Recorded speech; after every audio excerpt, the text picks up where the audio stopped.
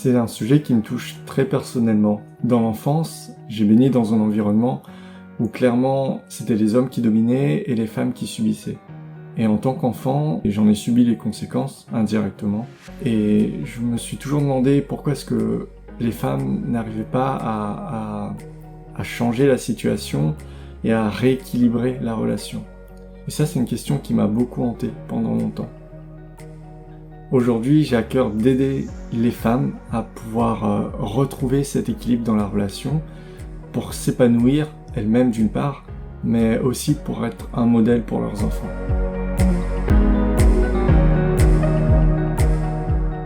Il n'y a pas une seule cause, c'est un ensemble de facteurs.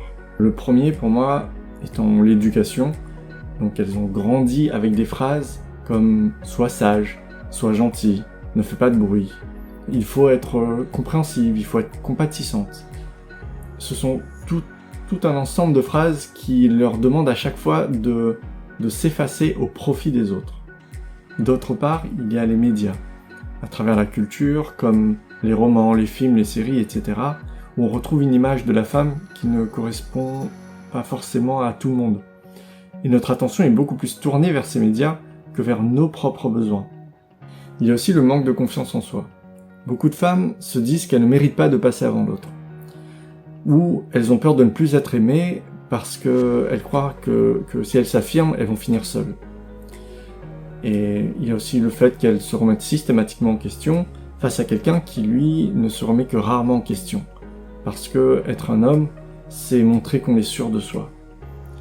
Donc, elles se mettent à douter en permanence.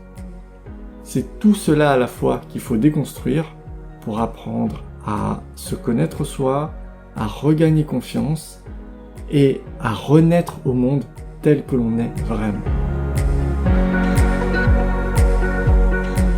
La notion d'assertivité est au cœur de la maïeusthésie.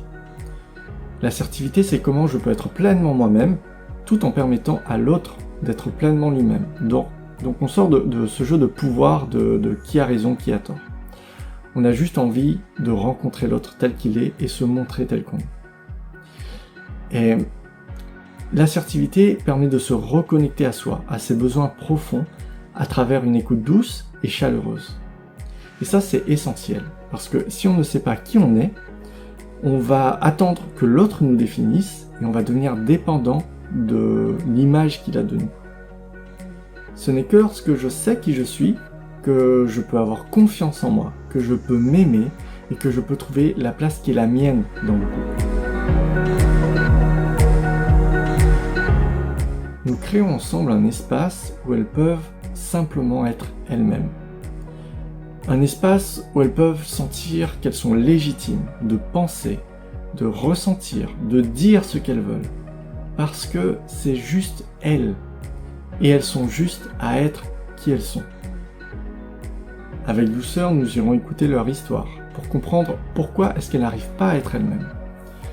On va aussi écouter toutes les émotions qui ont été bloquées pendant des années et qui restent enfouies parce qu'elles n'ont pas pu être accueillies par les proches et donc par elles-mêmes. Cela nous permettra de guérir les blessures du passé pour pouvoir avancer plus sereinement vers l'avenir. En plus de ce travail que nous allons faire ensemble en profondeur, elles auront accès à des exercices à faire à la maison. Des exercices d'écoute des émotions et des exercices de communication bienveillante. Le but étant d'ancrer dans le quotidien des bases solides pour reprendre confiance en soi progressivement au fil des mois, jusqu'à ce que ça devienne naturel. La phrase que j'aimerais leur dire, c'est « Tu as un pouvoir que tu n'imagines même pas. Et le jour où tu en prendras conscience, je t'assure que tu te sentiras comme une reine. Tu deviendras souveraine de ton propre royaume.